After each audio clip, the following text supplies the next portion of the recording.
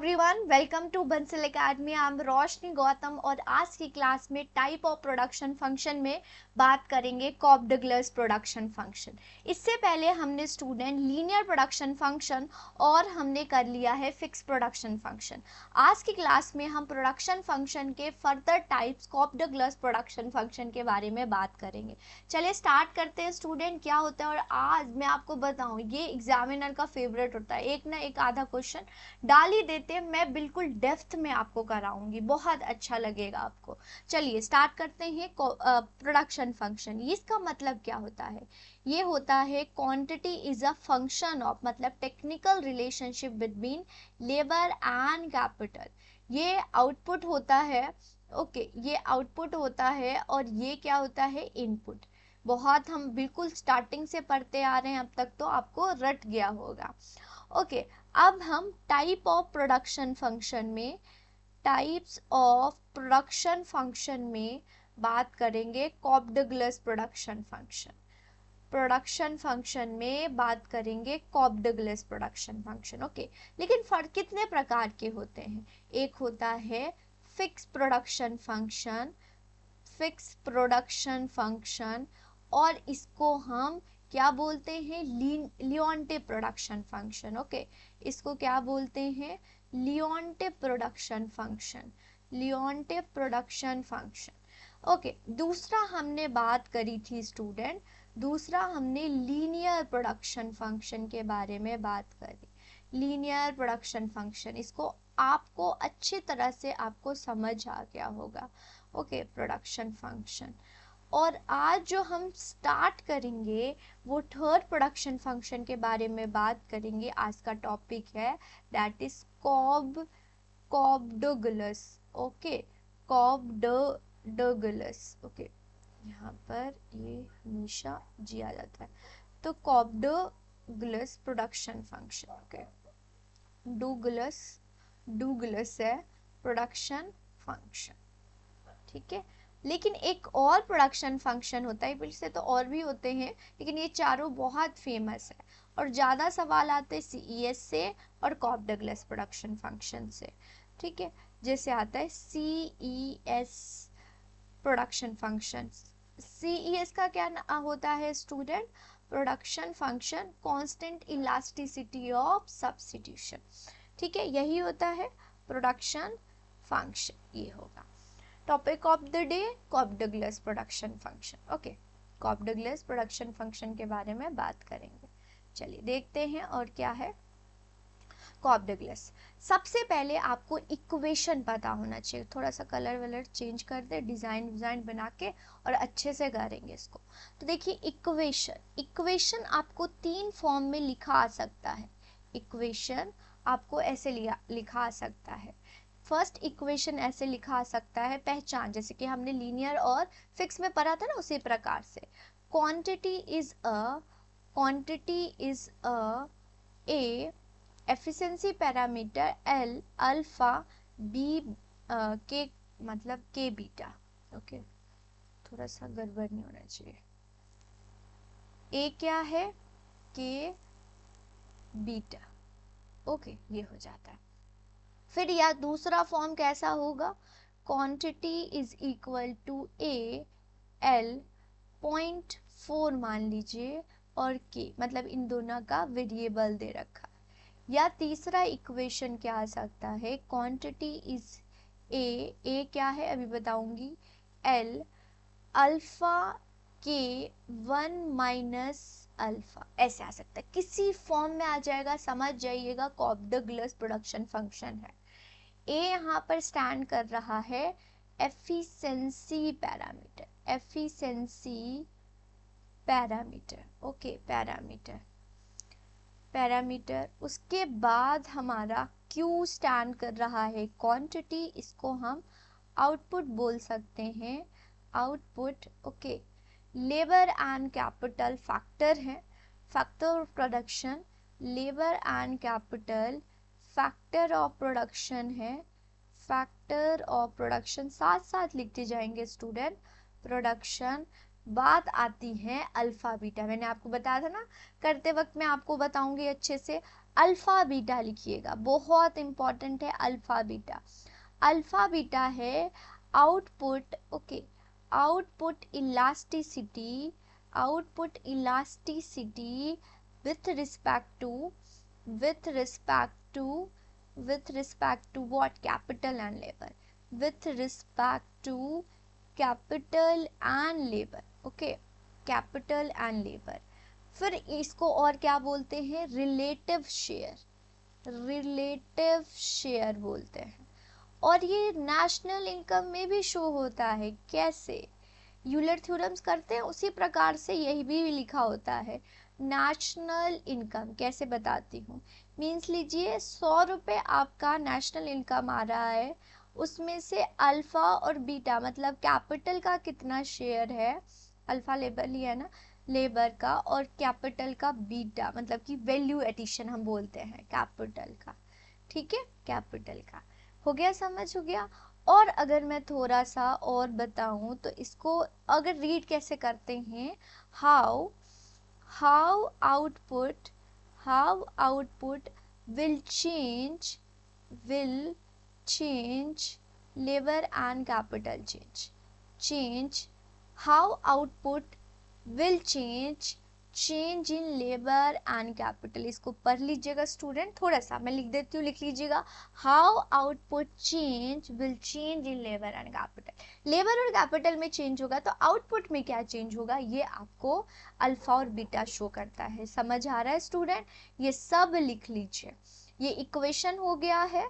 अब हम चलते हैं एक और, मैं आपको जैसे कि इसका शेप ऑफ द कर्व से स्टार्ट करते हैं, वो मैं आपको बाद में बताऊंगी। Shape of curve, shape of curve आप सभी को मालूम है, हम पढ़ के आए हैं आइसोकॉन्स में। ये क्या होता है? Convex to the origin, okay.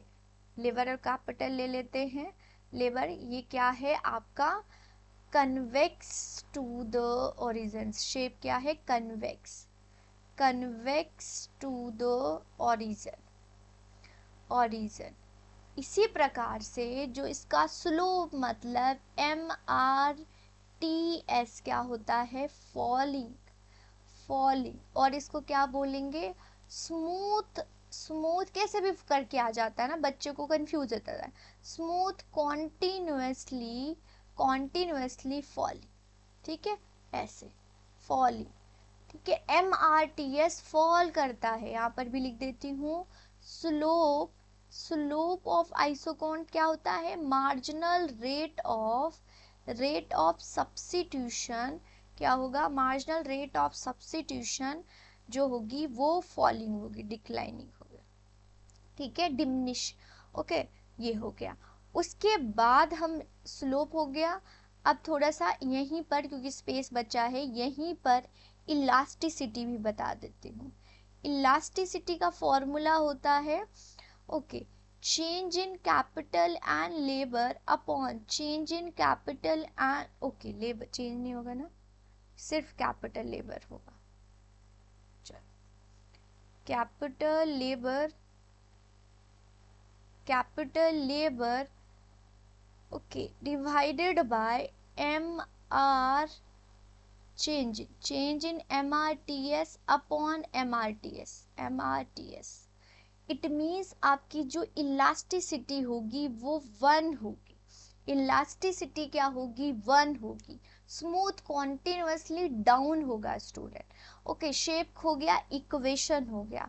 अब बात आती है रिटर्न टू स्केल, ठीक है। थोड़ा सा इक्वेशन इस फॉर्म में होता है, सभी को मालूम होना चाहिए। शेप ऑफ द कर्व ऐसा होगा आपका, okay, convex to the origin. Elasticity ऐसी होगी आपका, ठीक है, ये है। उसके बाद हम चलते हैं थोड़ा सा, ओके, थोड़ा सा यहाँ पर मैं आपको बताती हूँ return to scale. Return to scale में मान लो कि आपके पास एक इक्वेशन है, अभी हमने किया था ना, quantity is equal to A L.4 K.8, कुछ भी आ सकता है, तो आपको पता होना चाहिए। यस, ये तो इक्वेशन ही क्या है? Cobb Douglas production function, okay. ये इक्वेशन आ जाता है ऐसे फॉर्म में। अब आपको बोलेंगे कि return to scale, degree of return to scale. मैं आपको बताती हूँ डिग्री, इसमें IRS भी आ सकता है, इसमें DRS भी आ सकता है, DRS भी आ सकता है, ओके, इसमें DRS भी आ सकता है, और क्या रह गया आपका, CRS भी आ सकता है। लेकिन हमने फिक्स प्रोडक्शन फंक्शन पढ़ा लीनियर, लीनियर में 1 होगी आपकी, मतलब CRS होगा, और जो हमने फिक्स पढ़ा अगर लीनियर होगा तो CRS, नॉन लीनियर होगा तो DRS और IRS भी हो सकता है। तो इसमें तीनों होंगे, वो डिपेंड करेगा इस इक्वेशन से, DRS और CRS। ठीक है, ये है। लास्ट में आपको बताऊंगी कि बिना इसको ड्राइव किए भी आप क्या सॉल्व कर सकते हैं, लेकिन मैं आपको ड्राइव करके बताऊंगी कैसे। मान लो क्यों ये इक्वेशन दिया है, हम करेंगे लेट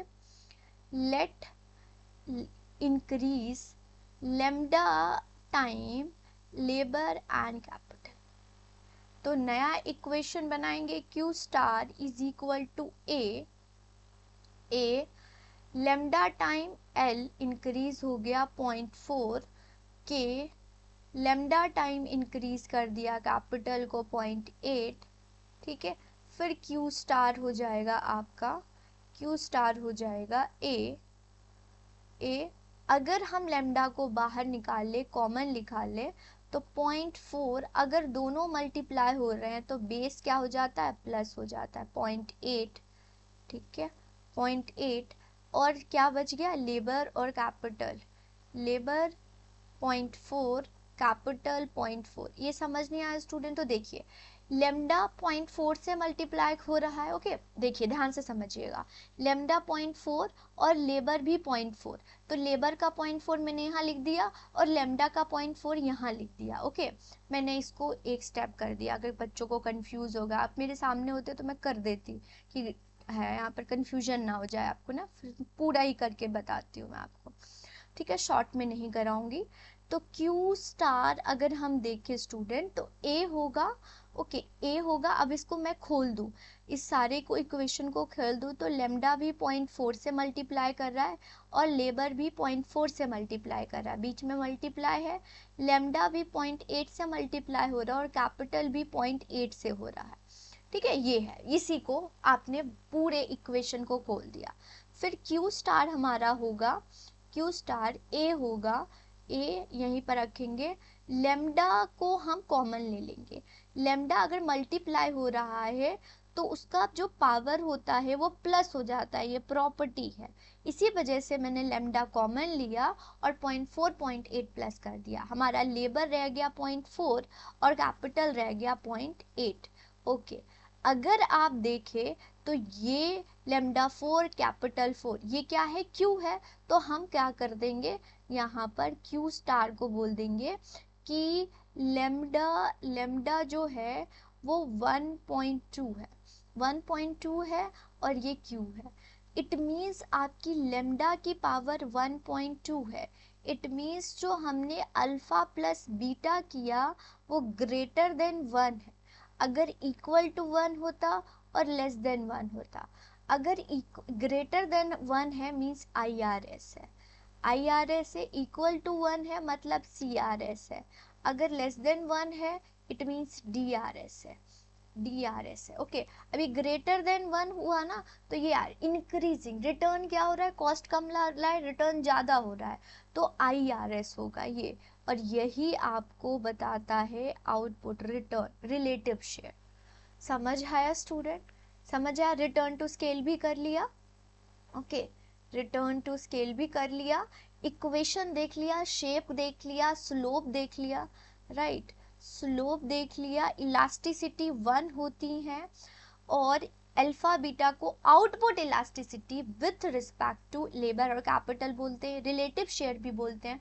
नेशनल इनकम में कंट्रीब्यूशन, जो यूलर थ्योरम्स आपने पढ़ा था या प्रोडक्ट्स एग्जॉशन थ्योरम पढ़ोगे, उसमें भी ऐसे ही इक्वेशन होती है कि कितना का आपके फैक्टर का कितना नेशनल इनकम में कंट्रीब्यूशन है, ये होता है, ठीक है। चल अब देखते हैं, ये हो गया, ओके, रिटर्न टू स्केल। अब मैं थोड़ी थोड़ी चीज़ें आपको बताऊंगी, ठीक है। देखिए यहीं पर बता देती हूँ। अब आपको अदर आता है इसी में absolute share, absolute share, share आ जाता है, ठीक है। एब्सोल्यूट शेयर मतलब आपको लेबर के पूछते हैं, एब्सोल्यूट शेयर ऑफ लेबर तो लिखोगे L, L M P L, okay M P L. वही रिलेटिव शेयर, रिलेटिव शेयर क्या होगा, okay relative share, absolute share क्या हो जाएगा अगर लेबर का पूछा तो वो, ठीक है, labour into marginal productivity of labour, ठीक है। ये लेबर, देखिए लेबर हो गया। अगर रिलेटिव शेयर पूछते हैं, relative share of labour, relative मतलब कंपैरिजन होता है, रिलेटिव शेयर तो क्या होगा आपका अल्फा, अल्फा मान लीजिए इसका ही लिख लेते तो अल्फा लेबर का, लेबर का। अगर रिलेटिव शेयर एब्सोल्यूट लिख लेते हैं, ये लिख लीजिएगा एब्सोल्यूट शेयर ऑफ, इस इक्वेशन से बोलते हैं कैपिटल का, तो क्या होगा कैपिटल का, अब तो पता हो गया होगा आपको, के मार्जिनल प्रोडक्टिविटी ऑफ के, ठीक है। अगर यहीं पर relative share of capital, relative share of capital पूछते हैं तो क्या होगा student, relative share of capital आपका क्या हो जाएगा, रिलेटिव बीटा, इस इक्वेशन से देखें तो ये भी आपसे पूछ सकता है। थोड़ा सा मैंने ये बताया जो कि कहीं नहीं मिलेगा आपको स्टूडेंट, कहीं नहीं, ठीक है। ये चीजें हैं इंटरनल एग्जाम को एनालाइज करते हुए ये मैंने आपको बताया, ये हो गया। अब मान लो एक इक्वेशन आपको देते हैं, ओके, एक इक्वेशन आपको देते हैं, एक इक्वेशन देते हैं और बोलते हैं कि उसमें आप निकालो MRTS लेबर कैपिटल, यहीं पर करती हूँ, ठीक है।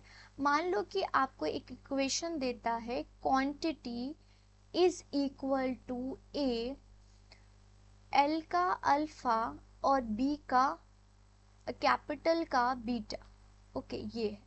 और इसमें आपको क्वेश्चन देता है, इसी में से आ सकता है कि MRTS, MRTS लेबर और कैपिटल निकालिए and marginal productivity of labour निकालिए, या मार्जिनल प्रोडक्टिविटी ऑफ कैपिटल निकालिए, या एवरेज प्रोडक्टिविटी ऑफ लेबर निकालिए, या एवरेज प्रोडक्टिविटी ऑफ कैपिटल निकालिए। तो कैसे निकालें, ठीक है, ठीक है। चलिए इसको करते हैं क्वेश्चन को। सबसे पहले मैं करूंगी marginal productivity of labour.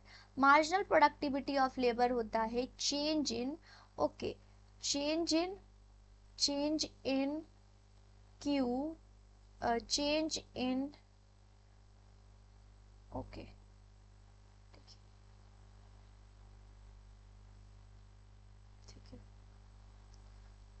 half differentiation, half differentiation of quantity with respect to labor, okay, with respect to labor। Marginal productivity of capital क्या होता है, हाफ डिफरेंशिएशन। हाफ क्यों हो रहा है, क्योंकि एक इक्वेशन में ना दो है, दो वेरिएबल है तो फुल नहीं कर सकते, फुल तो नहीं होगा, एक एक हाफ, एक को करेंगे डिफरेंशिएशन, दूसरे वेरिएबल को कांस्टेंट रखेंगे, फिर दूसरे वेरिएबल को डिफरेंशिएशन करेंगे तो पहले वेरिएबल को कांस्टेंट रखेंगे, इस प्रकार से half differentiation of quantity with respect to capital. चलिए इसको करते हैं। तो अगर इसी इक्वेशन को आप डिफरेंशिएशन करोगे तो क्या होगा आपका, अगर हम देखें तो इसको हमने किया तो ए का ए रह जाएगा, ओके। उसके बाद एल, अल्फा एल, हम क्या कर रहे हैं लेबर को, तो ऊपर से नीचे उठा दिया, अल्फा को नीचे गिरा दिया, अल्फा, फिर अल्फा -1 हो गया। ध्यान से समझिएगा, थोड़ा सा आपको डिफरेंशिएशन यहाँ पर आता है, आपको एज्यूम करके चल रही हूँ। और सिर्फ हम विथ रिस्पेक्ट टू लेबर कर रहे हैं तो कैपिटल को कांस्टेंट रखेंगे, ओके ये हो गया। अब मान लो एक यहाँ इधर देखना, इधर साइड राइट साइड, तो एक अल्फा -1 है तो एक में लेबर अल्फा लिख सकती हूँ और एक लेबर -1 लिख सकती हूँ, और इस -1 को हम 1/L लिख सकते हैं। वैसे ही मैं यहाँ पर लिखने जा रही हूँ। तो इज इक्वल टू क्या हो जाएगा, ए alpha L alpha K beta, okay, के beta upon L, okay, upon L. ये सारा क्या है आपका क्यू है, क्यू है, तो क्या हो जाएगा alpha, okay, alpha alpha Q upon L, alpha Q upon L, ठीक है। ये अब हम बात करेंगे मार्जिनल प्रोडक्टिविटी ऑफ कैपिटल। ये देखिए मार्जिनल प्रोडक्टिविटी ऑफ कैपिटल क्या करेंगे, इसको मैं थोड़ा सा भी गलत नहीं होना चाहिए, ठीक है, इसको एक भी चीज़ नहीं होनी चाहिए। चलिए अब इसी को हम विथ रिस्पेक्ट टू क्या करेंगे, के करेंगे। तो इस इक्वेशन को करो, तो अगर हम करें तो ए हो गया, इसी कर रहे हैं ए। अब एल को कांस्टेंट रखेंगे, कैपिटल का डिफरेंशिएशन करेंगे विथ रिस्पेक्ट टू कैपिटल है, तो बीटा नीचे आ जाएगा, कैपिटल बीटा माइनस 1 हो जाएगा, इज इक्वल टू क्या हो जाएगा, वही ए, सेम जैसे हमने इसमें किया, ए एल का अल्फा, ओके, बीटा एल का beta, okay, is equal to, sorry यहाँ के होगा ना, के, यहाँ के हो जाएगा, ठीक है। क्लियर हो रहा है, एक एक बहुत आराम से कर रही हूँ, तो आप लोग जो बिल्कुल बच्चे को नहीं आता वो भी आराम से करे, ठीक है। ये है, और ये क्या मिल जाएगा, बीटा क्यू अपॉन के, जिसमें होगा, ये हमारे पास हो गया स्टूडेंट, ठीक है, ये हमारे पास हो गया, देखिए marginal productivity of labour, marginal productivity of labour, और ये हमारे पास हो गया मार्जिनल प्रोडक्टिविटी ऑफ कैपिटल, ठीक है। ये हो, चलिए अब हम देखेंगे ये, चलिए ये देखते हैं। तो अब हम देखें तो MRTS लेबर और कैपिटल, इसका इक्वेशन क्या होता है, marginal productivity of labour upon marginal productivity of capital, यही होता है मार्जिनल प्रोडक्टिविटी ऑफ कैपिटल। तो इसको कर लो, ठीक है, इसको कर लो, बस ये हो जाएगा, है ना। अगर मैं इनको करूं तो देखिए ए हो गया, इसको मैं ले रही हूँ यहाँ पर, A is equal to alpha L alpha K beta, right, ये है, अपॉन ये कर दूंगी, एल यहीं रख देती हूँ, ठीक है। और ए देखिए सिंपल मैंने ये वाला इक्वेशन जो मेरे को देखिए यहाँ पर, ये वाला मैंने यहाँ लिख दिया है सिंपल, ठीक है। अब इसको, इस कैपिटल को मैं यहाँ लिखूंगी, तो ये वाला नीचे ऊपर चला जाएगा, हाँ बिल्कुल चला जाएगा, तो ए हो जाएगा एल अल्फा बीटा का के बीटा, और ये जो के था वो ऊपर चला गया, बिल्कुल चला गया, के हो गया। अब देखिए ये कट गया, ये कट गया, मैंने दूसरे पेन से काट रही हूँ तो थोड़ा सा विजिबल होगा, ये कट गया, ये भी कट गया, एल का अल्फा कट गया, एल का अल्फा कट गया, के का बीटा कट गया, के का बीटा कट गया। अब हमारे पास क्या रह गया student, alpha upon beta, alpha upon beta. मैं बिल्कुल आराम से कर रही हूँ student, I don't know, but बहुत अच्छे से कर रही हूँ, आराम से आप देखोगे तो आपको समझ आ जाएगा। प्लीज़ छोड़ के मत जाना कि मैम बहुत हार्ड है, मैं कोई भी एग्जाम देती हूँ तो ये करके जाओगे, और बिल्कुल इनिशियल बच्चे के लिए मैं आराम आराम से कर रही हूँ। कैपिटल और लेबर, एक एक मेरी पॉइंट्स पेन को देखना, ठीक है। ये हो गया, ये हमारा क्या हो गया आपका marginal productivity, marginal rate of substitution, marginal rate of technical substitution labour और कैपिटल, ठीक है। ये हो गया, ये आ गया, ये भी हो गया। अब हमारा क्या रह गया, average productivity of labour, average productivity, okay, average productivity of labour and average productivity of capital. ये मैं कहाँ करूँ, देखो यहाँ कर देती हूँ, इसको इरेज करके यहाँ करती हूँ,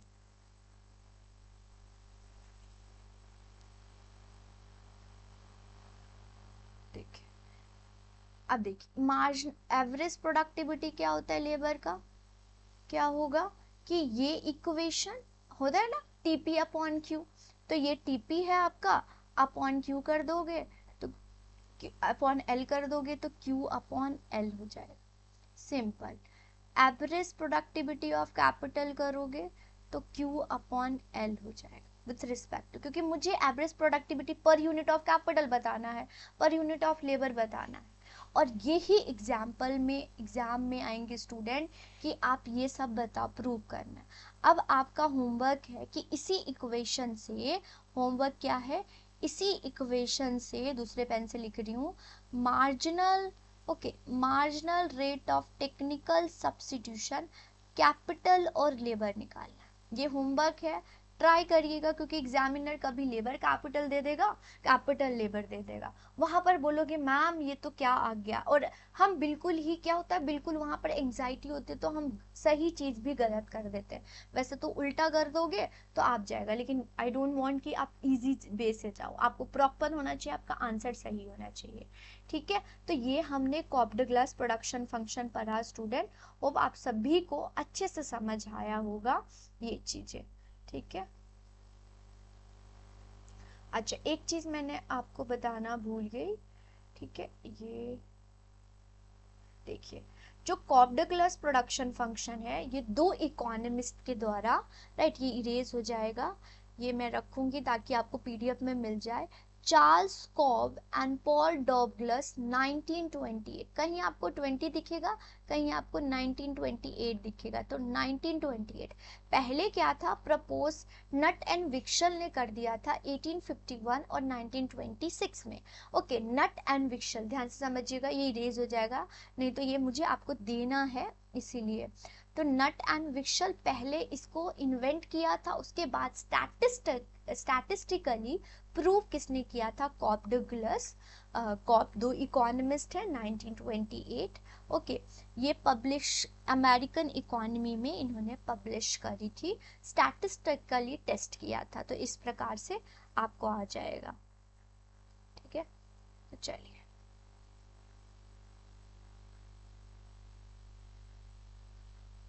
ठीक है, कोई डाउट होता है आप मुझसे पूछ सकते हैं। चलिए, आज के क्लास के लिए इतना ही, फिर हमारा सीईज प्रोडक्शन फंक्शन रह गया, और लास्ट में हम पूरे एक ग्राफ में कंक्लूड कर लेंगे ताकि आपका हो जाए। ठीक है, ऑल द बेस्ट, ध्यान पढ़ते रहिएगा, ऑल द बेस्ट।